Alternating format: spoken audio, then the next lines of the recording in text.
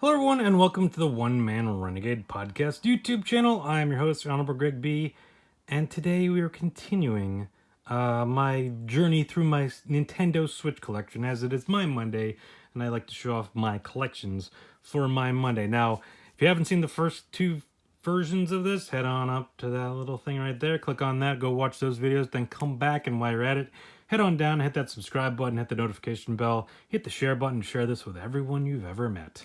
And then hit the thumbs up if you like it, thumbs down if you don't.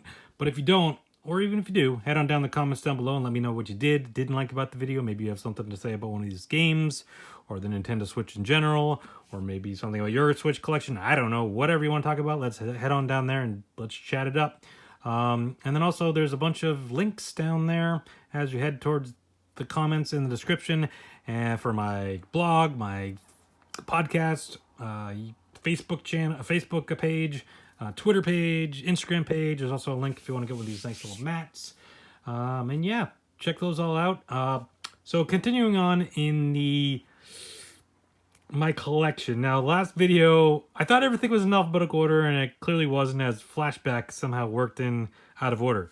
And then I realized somehow this game got switched out. So Dragon's Lair should have been in the last video. Dragon's Lair trilogy, I should say. That should have been the last video as I was going through the D's, and it wasn't. I don't know. Flashback, which is an F, somehow made it its way in there. But anyways, this is another limited run game. This one has the 3 Dragon Lair trilogy games. You know, honestly, I don't know a ton about Dragon Lair. I do remember it, but I never really played it too much back in the day. But seemed like an interesting pickup. It's got some value to it too. It's currently a little bit over $60 for this right now. I think I paid 35 or 40. I don't remember exactly. So, you know, investment a little bit. Maybe at some point I will play these, but yeah, I don't know. I don't know too much about these, but I thought it was a cool pickup, so I grabbed it. Moving on, we got a FIFA 18. Yeah, I don't know. I always like to pick up at least one representation of a sports franchise on a system. Now, I've never been a huge FIFA guy. Like, I remember playing it back on the Genesis back in the day. I never really got too into it ever. You know, I played it here and there. Picked up this version just because, like, cool. It's a sports game. There's not a ton of sports games on, or at least there wasn't. There isn't and there wasn't, especially when I got this. But I was like, I need a sports game on the Switch. So, I grabbed FIFA 18 at the time. So, I mean, it's a sports game. These come out every year, so there's not much to them, but fun game for, you know, representation of FIFA on the Switch. All right, moving on, we got Friday the 13th, the game, the Ultimate Slasher Edition. Now, truth be told, I have this on the PS4. Now, the only reason I got this version was, A, it was wicked cheap on Amazon, and B, it was the Ultimate Slasher Edition. So I thought there'd be some cool differences on it, including all the DLC and stuff like that. So I thought maybe it'd be cool, and especially the portable aspect of it, but I haven't opened it up and I haven't dove into it. You know, I'm not a huge online player, so that's one of the drawbacks to this game. Obviously, it's the whole, you know, the whole like purpose of the game really is to go online and you're either Jason or one of the camp counselors, and then someone's Jason and they have to kill everyone, or you work together with the camp scout. It's a cool concept and cool game, but it's just, for me, like, whenever you're playing online with a bunch of people you don't really know, it kind of loses the fun of it. I don't know enough people that would have this game to play with. And then it's like, especially if you get with a bunch of people that are really good at the game and you not so good, it's not as fun either. That's one of the problems. That's like, I never really got into like Battleground or what's the other, Fortnite. Like, I tried playing them and I was just like, these people are way too good at this game and I have no idea what I'm doing. And like, there's no real like tutorial. I mean, there is, but like, there's no real way to play the game and try to get better at it without, you know, getting destroyed by people. At least, not unless you want to pay for like extra stuff. And that, for me, it's not worth it. Now, this one, at least you can actually play a one-player game. It's not great, but at least there is that. I mean, this version I haven't actually opened yet, but the PS4 version of it. But yeah. All right, next up, we got another limited run game, Golf Story. Didn't really know what this was, but sound intriguing. Obviously, I haven't played it yet. It's still sealed. I don't know if this one has much value on it. Oh yeah, it does. This is going for about $80. So yeah, another one of these games where it's like, yeah, this seems cool. Maybe I'll open it and play it at some time. You know, I'm checking in limited run game, grab game. It's like an RPG, but about golf. It's a weird concept of a game, but yeah, at $80, I don't know if I'll bother to open it up for now. We'll see though. You never know with those games. Next up, we got another limited run game. Yeah, you can see I got a lot of limited run games. I do enjoy limited run. I liked how they put out these games that otherwise wouldn't get physical releases. Iconoclasts, what's it called? Iconoclast. Sounded like a cool game. Honestly don't know too much about it. But seemed cool. So maybe one of these days I'll check it out. Don't really know. It's like $55, so it's not like crazy value, but still pretty good for a game I don't really know too much about. But maybe one of these days I'll crack this open and try it out. I know I say that about a lot of these games, and you know it's a fine line between whether you collect games to play them or collect them to collect them. Kind of, I'm on that tier where it's like, I don't really know what I'm doing. But a lot of, especially with these limited run games, it's like I just see them. It's like, oh, a new game's out. And it's like, oh, that seems cool. I'll grab that. I'll play it at some point. But then, you know, you get a lot of games, and it's like, well, when are you supposed to have any time to play these games? All right, next up, Katamari Damacy Reroll. I've heard a lot of cool things about this game, so I grabbed it. Wasn't too expensive. I got it cheap on Amazon. That's the other thing, is you go on Amazon, a lot of these games end up going on sale for real cheap. You just pick them up. And it's like, yeah, at some point I'll check this out. Never played this, but heard good things. So, yeah, I'll eventually get around to playing this, I think. All right, moving on. LA Noire from Rockstar Games. This game came out on the PS3 and Xbox 360, I believe, originally. I think it was also PC version at some point, but this is like the upgraded, all the DLC like version that they released, I believe. I could be wrong about that, actually. Now that I noticed, it doesn't actually say that anywhere.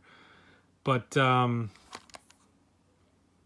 yeah, I mean, it's 1940s Los Angeles. It seems like a cool game, kind of Grand Theft Auto-y type. I mean, it's Rockstar, so obviously it's gonna have those kind of like comparisons, whatever. But yeah, I played it a little bit. I haven't gotten too far into it, but cool game. Rockstar, I mean, they know what they're doing. They always put out fun, cool stuff. Next up, we got Lego DC Supervillains.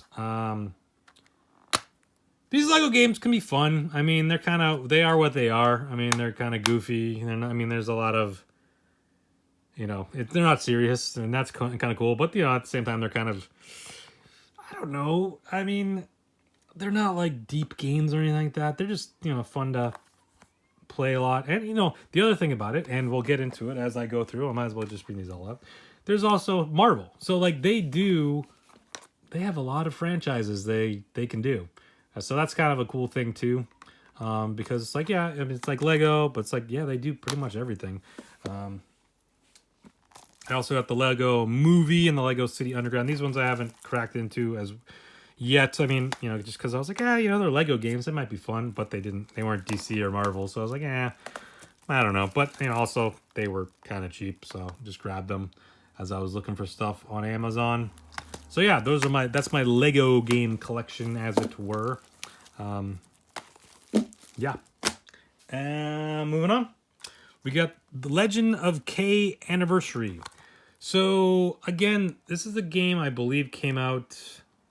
I don't remember what system this actually originally came out on. This is the anniversary version. So it's kind of re-released, I believe.